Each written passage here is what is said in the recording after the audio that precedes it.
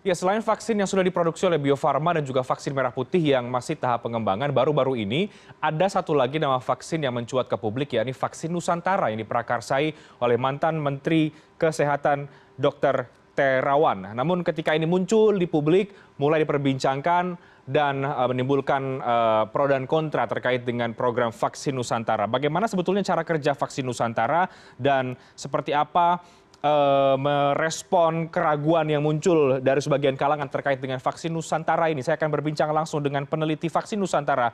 Ada Dr. Yeti Mufita Nancy. Selamat malam, Dr. Yeti. Selamat malam. Baik, Dok, langsung saja vaksin Nusantara begitu muncul menjadi perbincangan, tapi tidak sedikit yang meragukan, Dok, sebetulnya soal proses dan juga hasil uji klinisnya. Apakah sudah melalui tahapan-tahapan ilmiah? Sebagai penelitinya, bagaimana Anda menjawab keraguan yang muncul itu? Ya, terima kasih.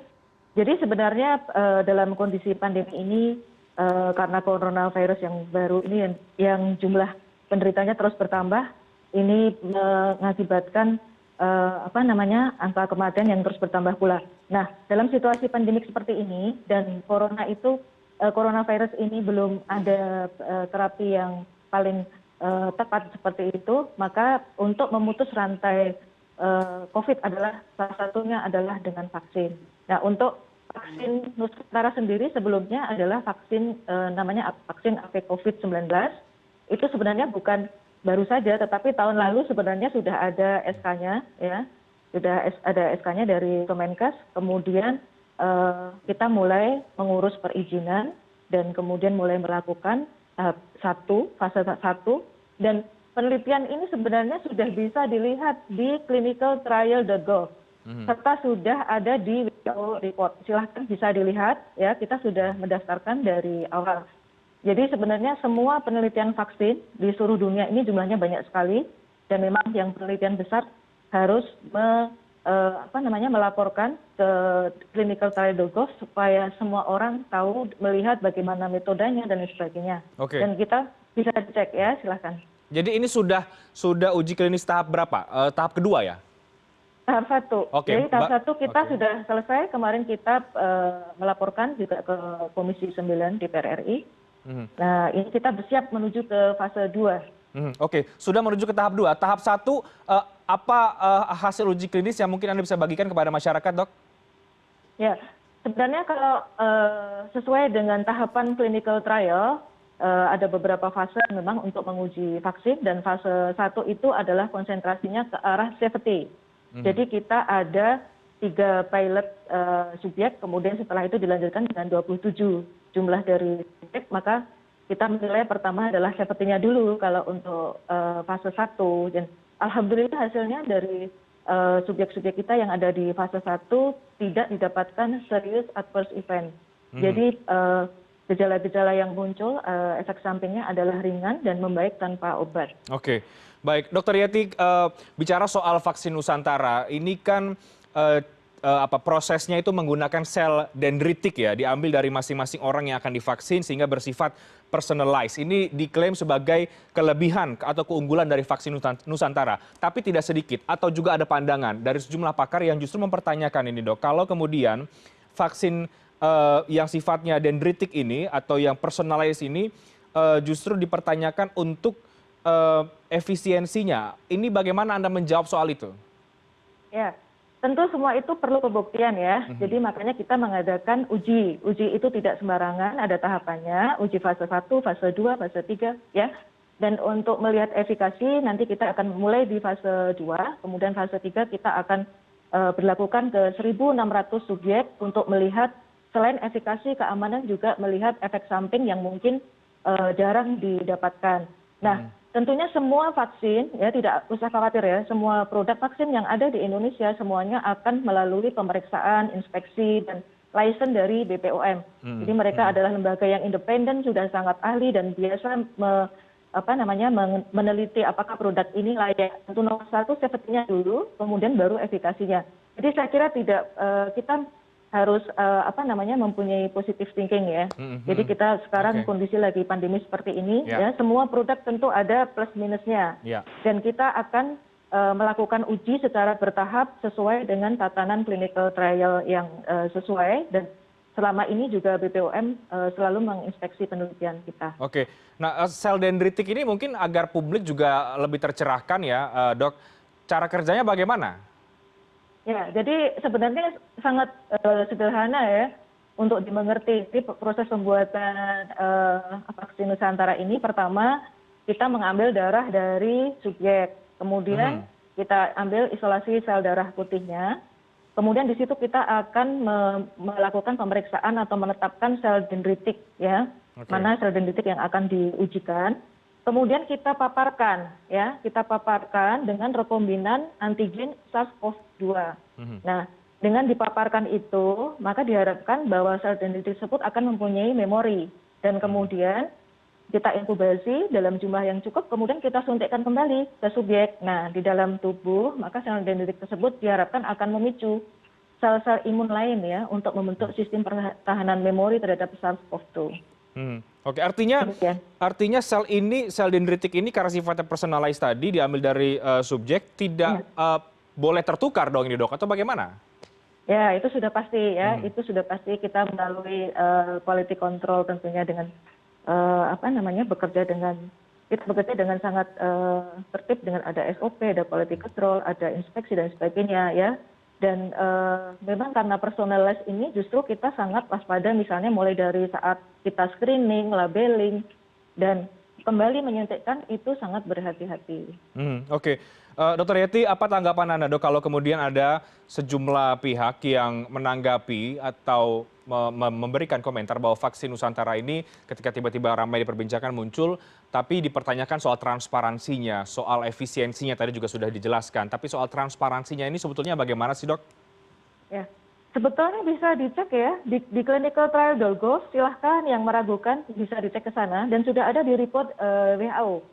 Jadi silahkan menuju ke sana, karena semua penelitian ya yang serius gitu, yang besar gitu ya, tentu harus semuanya mendaftarkan ke clinicaltrial.gov, karena betul tadi harus transparan. Dan kita sudah, bahkan ke report WHO juga sudah ada, silahkan bisa dicek, di situ ada semua lengkap. Jadi sebenarnya memang ini bukan yang baru, karena kita sendiri dari awal sudah ada komunikasi ya, karena ini kan penelitian ini adalah kerjasama ya dari Litbangkes, kemudian dengan Rumah Sakit Dr. Tayadi dan Fakultas Kedokteran Undip. Jadi serta ada sponsor PT Aivita. Nah, kemudian itu kita dari awal sudah sudah berkoordinasi juga dengan Litbangkes dan juga dengan mengupload penelitian kita di clinicaltrial.gov tadi. Jadi semua orang bisa mengakses, silahkan. Ya, semuanya bisa mengakses ke sana. Sebenarnya itu bukan baru gitu. Dan dari BPOM sendiri sudah melakukan inspeksi ya. Dari bulan lalu tuh sudah melakukan inspeksi, artinya sudah melihat apakah penelitian kita ini bagaimana dijalankan, apakah sesuai prosedur dan demikian. Oke, jadi dari BPOM sudah melakukan inspeksi terhadap proses uji klinis dari vaksin Nusantara ini? Sudah, jadi kita sudah dari awal memang sudah komunikasi, bahkan sebelum vaksin ini dimulai, ya dimulai fase 1 ini dimulai, kita sudah komunikasi dari sejak awal. Baik, Dok, kita tahu juga bahwa pemerintah mungkin yang sering kita dengar, atau tadi juga dikatakan juga oleh dari IDI ya, yang ada kan ini vaksin merah putih sebetulnya yang kemudian kita sering dengar bersama. Mengapa kemudian juga ada vaksin Nusantara? Ini agar kemudian clear saja, ini bedanya apa, kemudian mengapa harus ada dua proyek vaksin yang berbeda, seperti apa, Dokter Yeti? Ya, sebenarnya tidak perlu heran ya, saat ini di seluruh dunia ada 200 penelitian tentang vaksin COVID. Di seluruh dunia juga negara-negara mulai melakukan riset tentang vaksin COVID. Ini adalah salah satu tanggung jawab kita sebagai anak bangsa untuk mengentaskan wabah yang luar biasa ini. Jadi siapapun silahkan ya untuk meng-create ya, tapi tentunya semuanya adalah ada tatanan-tatanan yang harus dilampaui.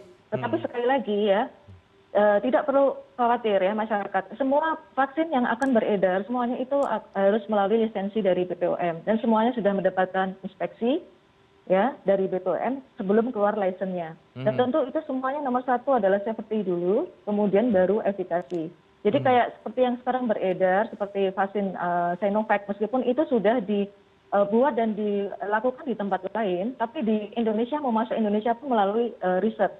Dan itu di bawah inspeksi dari BPOM. Jadi tidak usah khawatir karena kita sudah ada badan yang menginspeksi untuk itu dan mengeluarkan izinnya, ya itu sudah biasa dilakukan di negara kita. Ya. Ini vaksin yang diinisiasi oleh mantan Menkes Dr. Terawan ya, dok. Seperti apa awalnya, kemudian sampai kemudian Dr. Terawan bisa menginisiasikan adanya vaksin Nusantara ini? Ya, ini mungkin kan sesuatu yang baru ya. Jadi kenapa seperti heboh gitu, karena ini kan sel dendritik itu kan baru gitu. Terutama untuk COVID. Karena sebelumnya itu kan memang tadi betul sudah pernah diujikan kepada penyakit lain, yaitu pada melanoma. Dan sekarang mengadop dari konsep itu ya kita cobakan, dan tentunya semuanya sudah mulai pertimbangan yang matang baik dari segi sains maupun semuanya sudah dipertimbangkan dengan sangat matang dan akhirnya kita kerjakan gitu. Jadi sebenarnya ini dari awal sudah kita sudah sudah menyampaikan informasi ini. Jadi kalau melihat penelitian itu bagaimana itu silahkan lihat di clinicaltrial.gov, karena semuanya ada di situ, penelitian yang besar-besar itu ada di situ semua. Oke, jadi dengan sel dendritik ini juga Dr. Terawan juga yang kemudian menginisiasi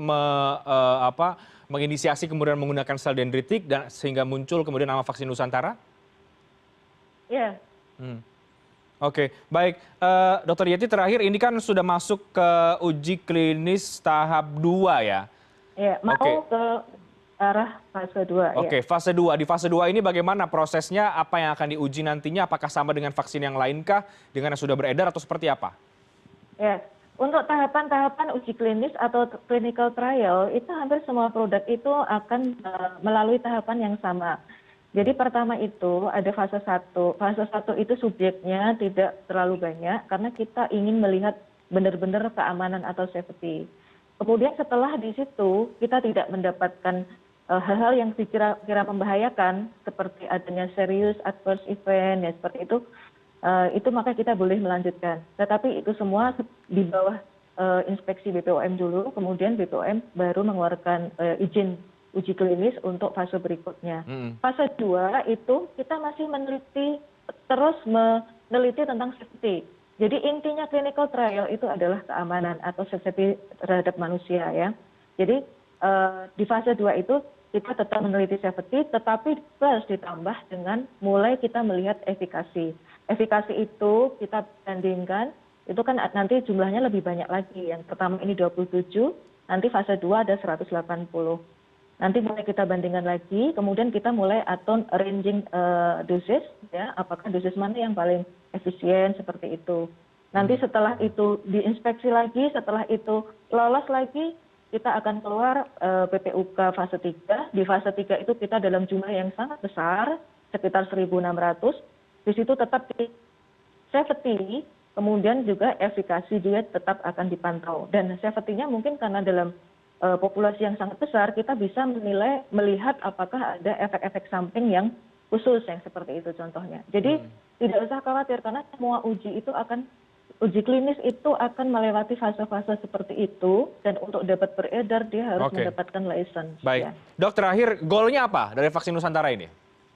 Ya, goalnya jelas akan menurunkan angka kejadian COVID, infeksi COVID. Ya, kita ketahui bahwa suatu populasi dinyatakan imun itu jika minimal 70% penduduk yang ada di situ sudah mendapatkan vaksin. Itu adalah goal kita. Jadi bagaimana seperti Bapak Presiden kemarin menyatakan bahwa tahun ini semua penduduk Indonesia akan divaksin, dengan itu diharapkan ada kekebalan imunitas terhadap populasi. Oke, baik, kita akan lihat prosesnya seperti apa, Dok, terutama dimasuk ke tahap kedua ini. Semoga bisa menjawab kalau ada suara-suara keraguan terhadap vaksin Nusantara sampai dengan hari ini. Terima kasih banyak Ibu Yeti Mufita Nancy sudah menyampaikan kepada kami berkaitan dengan vaksin Nusantara.